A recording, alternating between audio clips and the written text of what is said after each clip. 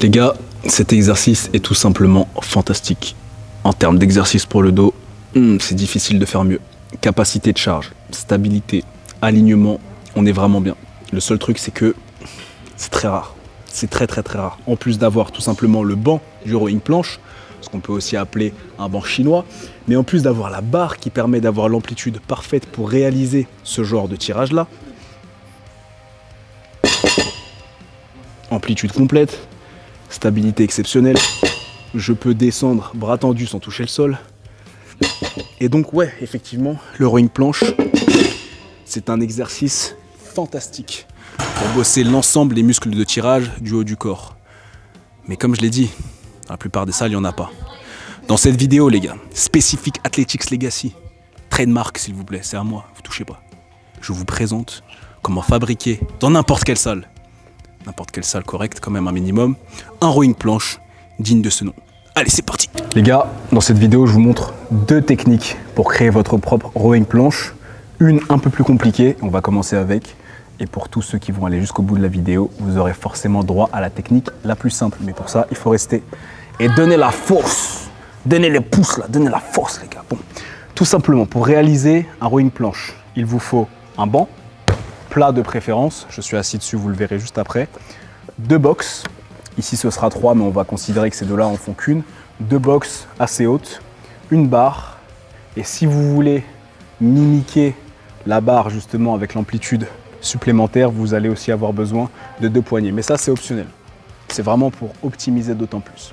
Je vous fais le montage en direct, je discute en même temps. Vous allez voir que c'est archi pas compliqué. Donc, on vire la barre. On vire les box. On prend son banc comme référence. Voilà, un banc plat, tout simplement. Ici, j'ai un premier pied de banc, donc je vais mettre ma première box. Ici, on est bien. Derrière, j'ai la deuxième ligne, je vais mettre mon autre box. Si vous êtes dans une salle avec des grosses boxes, c'est plus simple. Là, pour le coup, j'ai des petites et ça ferait très bien le travail. Là, mon montage est terminé. J'ai plus qu'à venir mettre mon banc ici et j'ai le début de mon rowing planche. Démonstration. Amplitude augmentée, je me retrouve exactement comme sur un rowing chinois, c'est très bien.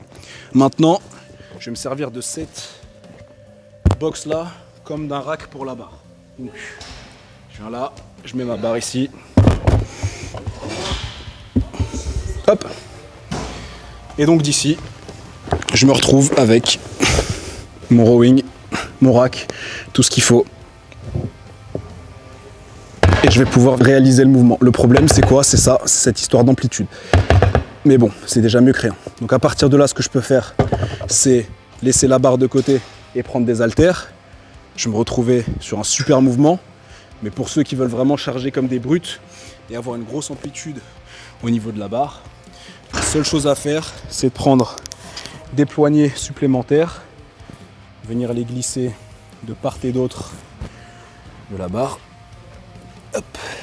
Faire en sorte qu'elle soit bien équilibrée, donc bien symétrique. Là, je la mets au milieu, je la mets au milieu également. Et de là, venir reprendre votre place sur le rowing planche. Et au lieu de saisir la barre, cette fois, je vais saisir les deux poignets. Comme je l'ai dit, faites bien gaffe que ce soit symétrique. Et là, vous vous retrouvez avec le rowing planche parfait, l'amplitude, la stabilité, tout ce qu'il faut. Et c'est exactement comme si vous aviez le rowing planche final que j'ai ici au QG. Je sais qu'il y a des salles où c'est compliqué de faire son schmilblick, de le mettre en place. Je vais vous montrer une technique super simple, super rapide, pour laquelle il faut 2 fois moins de matos. Vous allez tout simplement venir au rack, vous allez faire un peu de place, vous allez prendre un banc ajustable, vous allez le mettre dans le rack, et de là, vous allez régler l'amplitude ici pour que ce soit droit. Le truc, c'est quoi? C'est que c'est une version qui marche méga bien. Vous allez être ici, pareil, rowing planche, c'est super. Malheureusement, ça va être compliqué d'aller chercher une barre au sol. Donc à ce moment-là, vous pouvez mettre des disques sous votre barre pour surélever, ou alors le travail le plus simple ici. c'est de le travailler aux haltères directement.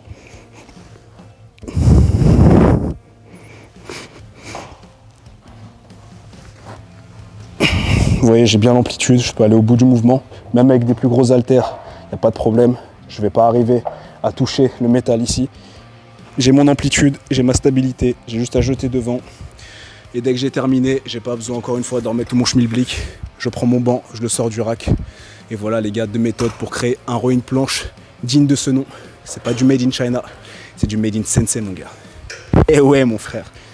Les gars, si vous aimez bien ce genre de petites vidéos où je vous présente des astuces, des techniques pour prendre votre entraînement et le jeter au-dessus de la stratosphère au niveau supérieur, abonnez-vous, donnez de la force, achetez les programmes www.athleticslegacy.com et tous les programmes Athletics Legacy sont disponibles sur l'Alpha Academy, www.alphaacademy.com. C'est inclus dans l'abonnement les gars.